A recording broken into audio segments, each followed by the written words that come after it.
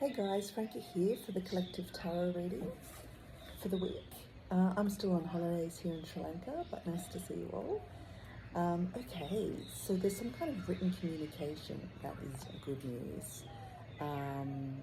Yeah, it's something that makes us feel super joyful, and I think the news has something to do with how we're going to move forward in the world, and that beautiful feeling of the world's our oyster. So we have that expansive feeling that anything's possible, which has to be connected to this news we're getting.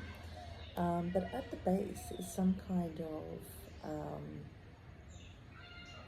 feeling that we're holding on too tight.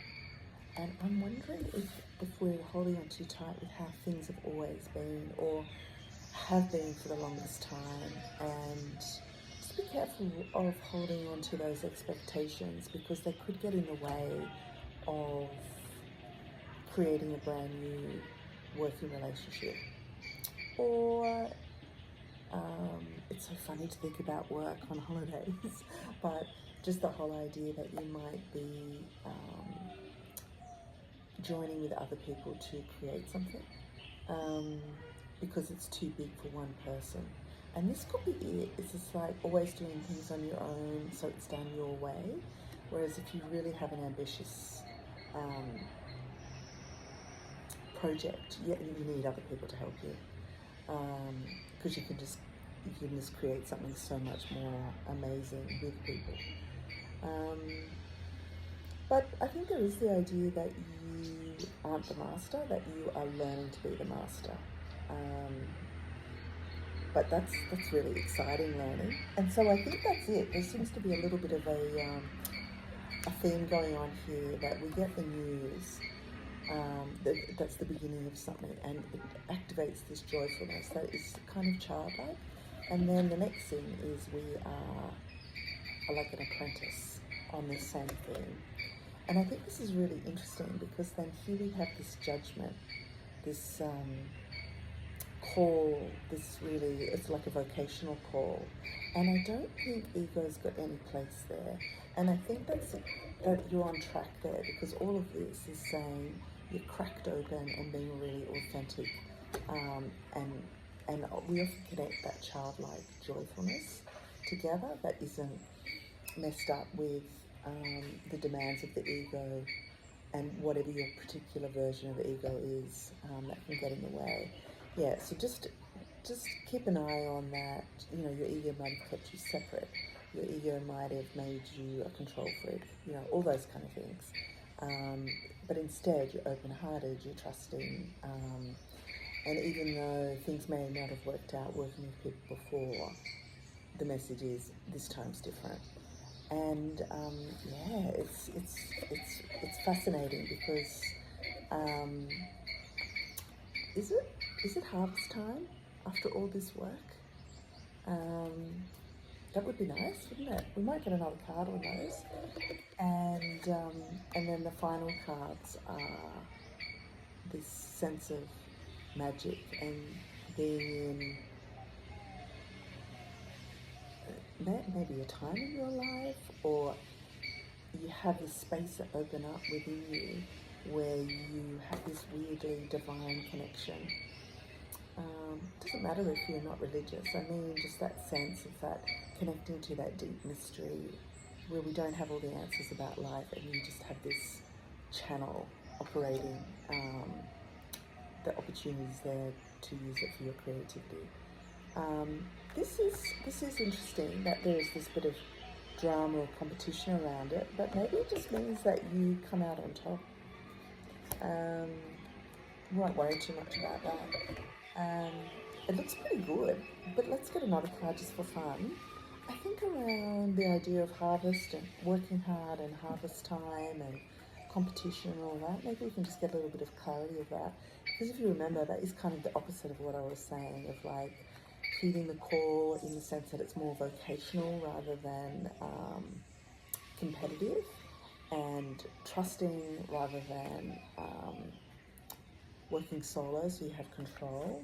Yeah, no, it's really a beautiful sense of the world's your oyster. So let's have a little check in. What's all this about the competition, harvest, working hard? Let's check in what that's all about. The Four of Cups, the Star, which is just like and the Seven of Wands.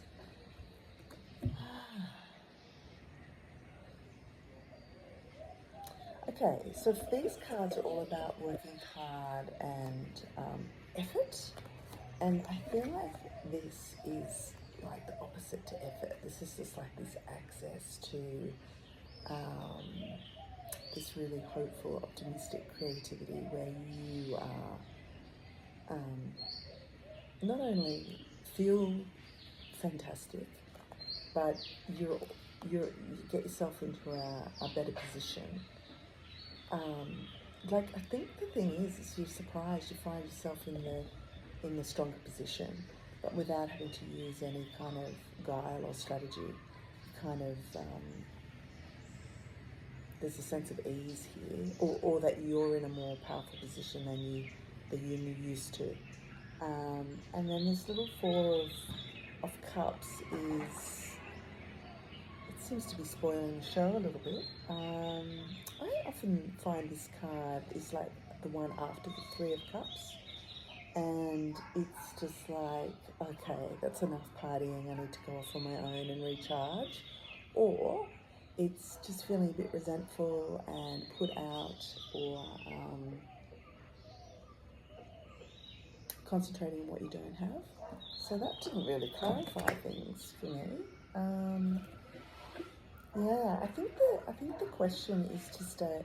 The answer is to stay super grounded, leave all the strategy and the ego. That's just shorthand for whatever gets in the way of you being really pure, connected to your creativity. Leave that up for the adults. And I think what it's saying is just stay super grounded and be in this beautiful energy of using your creativity and it creating this beautiful balance within you. And if you concentrate on that, I think all the adult or ego stuff fades away.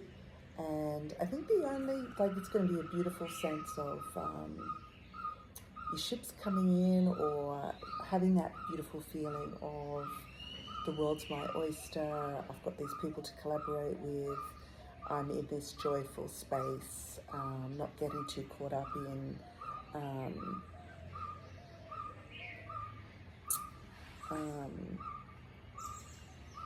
how I've usually done things, or something like that.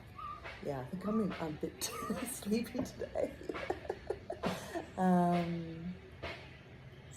Yeah, and I just think there is something between these two, that there is this little nudge to